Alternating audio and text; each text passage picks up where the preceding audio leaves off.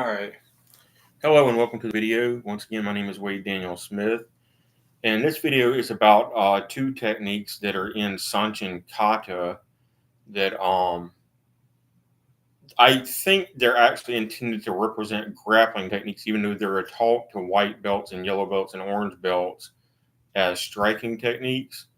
But like this is supposedly the easiest kata to learn in Isshinryu. It's a little bit simpler even in the Uchiru version of Sanchin, by the way. It's the easiest kata to learn in Isshinryu, but it is the hardest kata to master in Isshinryu karate. And at some point in the kata, you're in a decent Sanchin stance, and you do a double palm heel. One is perhaps to the solar plexus, and one is to the groin. And from there, you can grapple and grab them by the groin and throw them over your shoulder or whatever you need to do, because it is, in fact, a grappling technique. It's not just a striking technique. You're grabbing their shirt here by the collar, perhaps, and you're grabbing the man by the groin and just picking his whole mass up by his testicles, basically. And if that causes total organ failure of his testicles, that's the goal.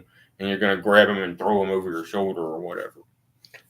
And that's in Sanchin Kata. It's just that when you learn it, you see that as a double palm heel, and it's like, what the heck is that? It's a grappling maneuver. It's not really a striking maneuver, but it's taught at the introductory level as a striking maneuver. And then there's another one that I'm not sure exactly what it is, but allegedly in Sanchin, you spearhand under the opponent's rib cage.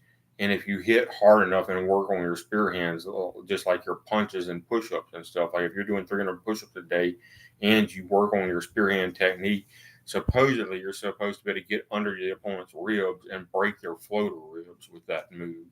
So it's supposed to be a grappling technique where you can literally pierce under their body and break their internal ribs with your hands.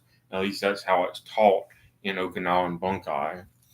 I don't know if anybody can ever actually do that, but I've seen one of their grand masters that's a 9th or 10th degree black belt throw a spear hand through 8 tiles of wood that were about 1.5 inches thick each and spear hand straight through 8 stacks of wood. So if he can do that, he can probably kill you in one hit with a spear hand. So he might still not be able to do what the kata is officially claiming that you can do. But if he can do that, he spearhands you in a vital target, you're probably going to die. Like if he spearhands you in the liver, you're probably going to die. You're definitely going to hit the deck if he hits you in the liver that hard. So I think that's what the two grappling maneuvers in Sanchin are. You could also be going and just grabbing your opponent by the belt if they're wearing a belt, or it's a gi and they have a belt, or if it's a street fight and they're wearing a belt, you can grab them by their belt and grapple their belt instead of spearhanding under their rib cages. And so you could use their outfit or their attire against them as a weapon against them, and then you can throw them from there. So it could be that too.